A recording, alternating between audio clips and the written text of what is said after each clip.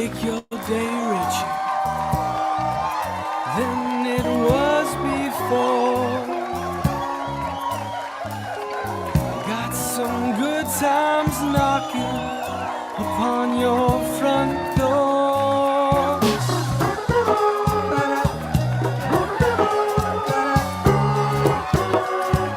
All right, everyone, we are back. Welcome back. And I want to say welcome to the show, Amber Kliphouse. She is our guest today. Hi, Amber.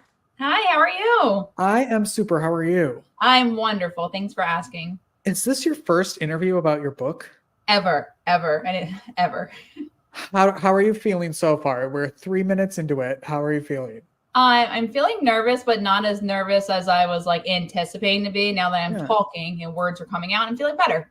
Yeah, and they're making sense. Sure. And I can understand them, so that's good. And I talk very fast, so Amber, just give me a little, slow it down. Slow it down. Okay. Yeah, I get a little excited. Okay, ramble on.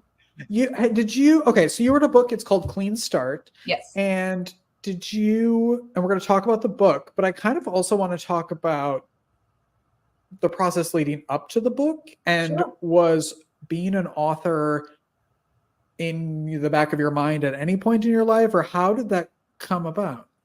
So my story is very unique, and I went through a lot of trauma, and I knew I've overcame a lot, and I knew that I've always had a story to tell. So it's always been on my bucket list to write a book one day, right? But when you say write a book, I think a majority of America would like to write a book, or most people say I should write a book, or for sure, a movie about my life. Yeah. So we all have a story, right? And that's the point. And for me, it became like a healing journey. I was able to.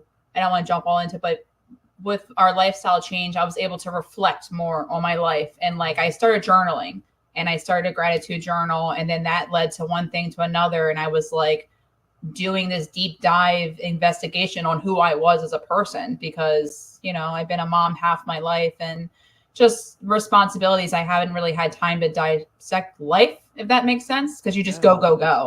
So the journaling really brought me hey, maybe my book can come sooner than I thought. Was it scary to kind of reflect like that and kind of look in the mirror in that type of way, with kind of by yourself without any help? Oh, it was terrifying. And I was pulling for life vests, and I'm out in this ocean all alone. And I think the hardest part is being alone, but it's the best place to be, because again, with the noise turned down, you can really be honest with yourself, because there's no one around but you, right? You're not going to lie to yourself. You're doing yourself a disservice by lying. So it was extremely hard and terrifying, and kind of reliving the trauma. But I look at it as my book cover was designed by me. It's this long, dark hallway with a light at the end. And every door is every traumatic episode that I had to go through. And in my book, I talk about my 7-year-old self going in a room by herself, and then coming out with who I am now, and just being strong and being able to close that door and be okay with what happened. Was this an idea? Did you come up with all of this on the ideas like that on your own, or did you have help? Because that seems so different than other books. No, it was all me. I hired a book publishing company, and the process of get my story to light was on them, the steps of the chapters and all. But they basically want you to go back to your younger self, and what would you teach yourself? 15 lessons. So with my younger self, 7 stuck out to me, and that's the hallway. It all kind of came in on my own, honestly, just by diving into my own head. Yeah. I know. I mean, I'm a huge proponent of writing for people. I think everybody should write, whether it's in a journal, whether it's on an iPad, there's so many benefits, health benefits of writing and getting words out of your head and onto something. Whether or not that's for public consumption or your own, why was it important for you to make that public and to turn it into a book that people can buy? So I called it pen to paper, like you said. I learned when I had the not free time, but more time to write. And when I started doing it, it was just so healing to me. It was if something's good, you're going to keep doing it, right? And I just kept feeling better and better. And I would look forward to my journal. I do a morning meditation and an evening one. And I really just enjoyed starting my note on a positive versus oh my God, I got to get up today. It was no, I'm grateful I woke up today. I'm grateful I have my coffee. I'm just little things I started implementing, and gratitude became a big part of journaling, and it kind of went hand in hand and took off from there. How long did it take you? Because I know a lot, like we were saying, like everybody, says that I should write a book or there should be a movie. And I know it's all different for everybody, but how long did it take you from I'm going to write a book to my book is for sale? How long did that take? I think I got really serious about it last summer. So around June, July, I talk about in my book of a moment. It was like a light bulb and everything kind of snowballed. But there was a lot of other trips. I had been like journaling on a plane. We would go to masterminds, and I would just start after the plane, just taking in all this information that I've never been around like real adults. Cause I clean houses. So I'm just around adults, So like going into a room with these big people with like their dresses on and all fancied up, it was like intimidating, but I would just write how I felt. Like I felt out of place. I need to up my dressing game. I need to, like I was just taking notes. And then it was like, well, why do I feel out of place? Why do I like, and then I started to deep dive even more of like the emotional side, and it became more of like, I became my own therapist because I wanted to know why certain things made me feel insecure or sad, and really know myself, because, we all have flaws and we all like fly off the handle and have emotions. And I wanted to know why. And by writing, it really taught me about myself. It's crazy. I know it sounds weird explaining it out loud, but it's amazing when you really, really get to know yourself, how much you are able to appreciate yourself. Were you nervous? I'm assuming it's probably a couple emotions, but were you nervous to put it out, to actually publish it and have it for sale? Or were you excited? I was so nervous. I got to the end, I read it. I'm like, okay, this is a great trophy. I'm not putting it out. It's mine. I will put it on my shelf. Yeah. Yeah. Like I did it, here it is. Like, my kids can have it, certain family I'll share with them, but like, not that it's out on, Target shelf, but Amazon's a pretty big deal. And I have it out on Amazon, and anyone can share and read. And I was just worried about not the poor decisions that I made, but like my past, right? Like I was a troubled teen and I made some not so pleasant decisions. And I was worried about what people would think. But then I like read my book again and kind of picked myself back off the floor and was like, this is to inspire others and help others. No one's going to be like, oh, Amber, when you were 14, you did what? Like I'm 36 now. So it's my story. Right. Yeah. And its main point is like, not my story, but like you can get through anything. You can push through if you put your mind through it. What are you hearing from people who have read the book, and what are people relating to? Just that it's so inspiring. I'm really shocked at the, people are posting. I've asked a couple close friends to share the book just to get it out. And like, I probably had 30 people the day of book launch share it. And then I hit bestseller, Amazon's #1 charts.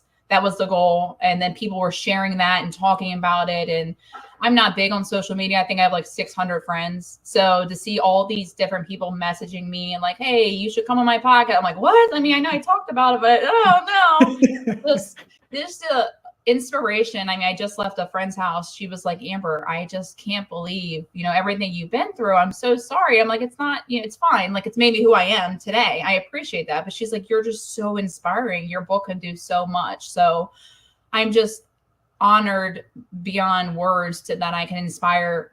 I want to change one person's life. That was my goal. Just one. Yeah. If I can help someone with, suicidal thoughts or depression or things that I've struggled with, one person, my job is done. So the outreach of all these people saying it is just unbelievable. Does it now make you want to write another one? It does. Are you like, that's enough? It does. Not right now. I want to really take this one, and it's not so much a money thing. It's a mental health thing. And my son, he wants me to go and speak at like SARC women's shelters and go around and kind of just spread even like women's jail, and just spread the positivity of being the light for someone else.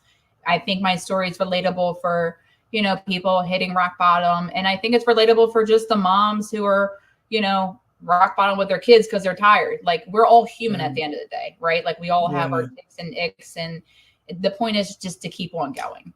Yeah. What did you learn through this entire process of writing the book, either about that or about yourself? Like, how have you changed since writing it?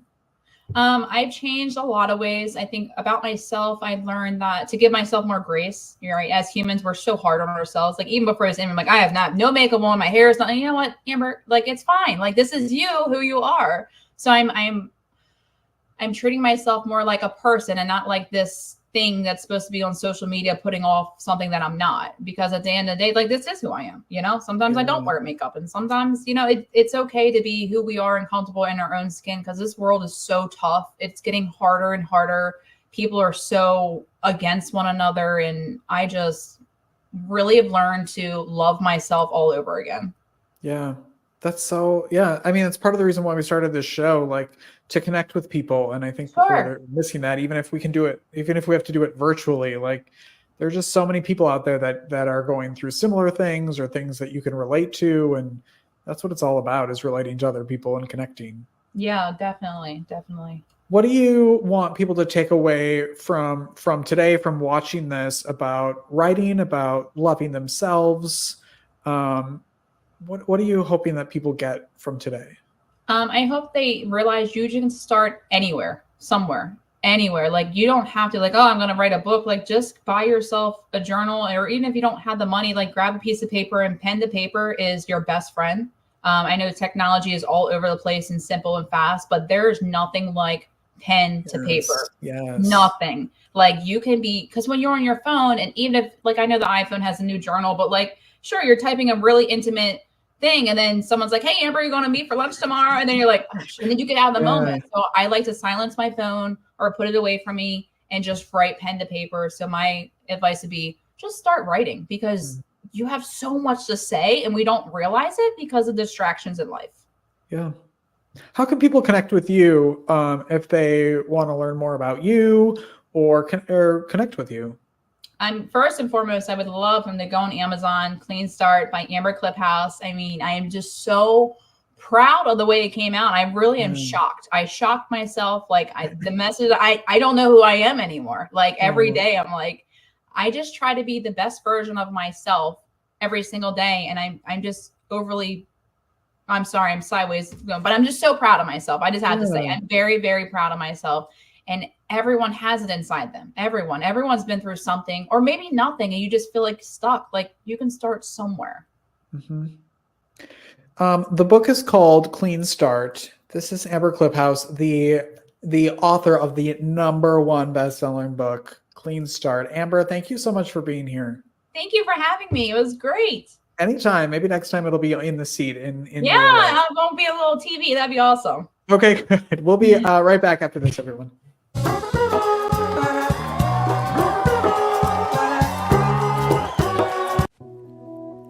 In this world of innovation, would you rather have an old, outdated flip phone or a brand new iPhone? A horse and buggy carriage or the newest luxury hybrid? A dial-up router with your AOL account or a super fast Wi-Fi hotspot? With nutrition, what you have been using or taking up until now hasn't been bad. There's just something newer. We all appreciate advancements in science and technology. In the same way we seek the best and newest in our electronics, vehicles, and everyday conveniences, wouldn't you also want the best technology and newest innovation for your nutrition and supplementation? At the time, you may have had the best from what was out there and available. Now, there is something better and newer, more bioavailable, more convenient, better tasting, faster acting. It literally is the equivalent to getting an IV full of high-tech nutrients right into your bloodstream, without the needle, without the appointment, without being attached to anything for a specific length of time. Simply pop these tasty, all-natural lozenges into your mouth and savor as they instantly start to absorb into your bloodstream through your mucous membranes. That's it. And with the added benefit of negative ions, in other words, energy, there isn't anything else out there on the market like it. Now is the time to switch to the next improvement and innovation in health and nutrition. It's time for advancement. It's time for better. It's time for APL Go and our rapid botanical DNA drops.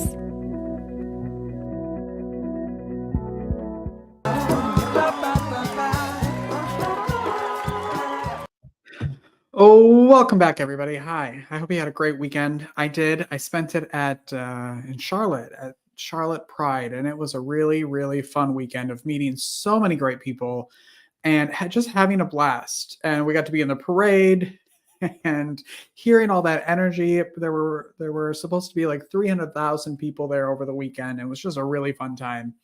And now I'm tired. And right after this, I get to go to the airport, drop my dad off. My dad got to come or flew in to help volunteer there. We filmed an interview that'll be airing in a couple weeks. And we had a really, really good weekend. I'm very excited. I'm very energized by the entire thing. All right. So that's it. So I have to go to the airport. So we have to go now. All right. But also first, before I go, thank you, Stacey Endon, for my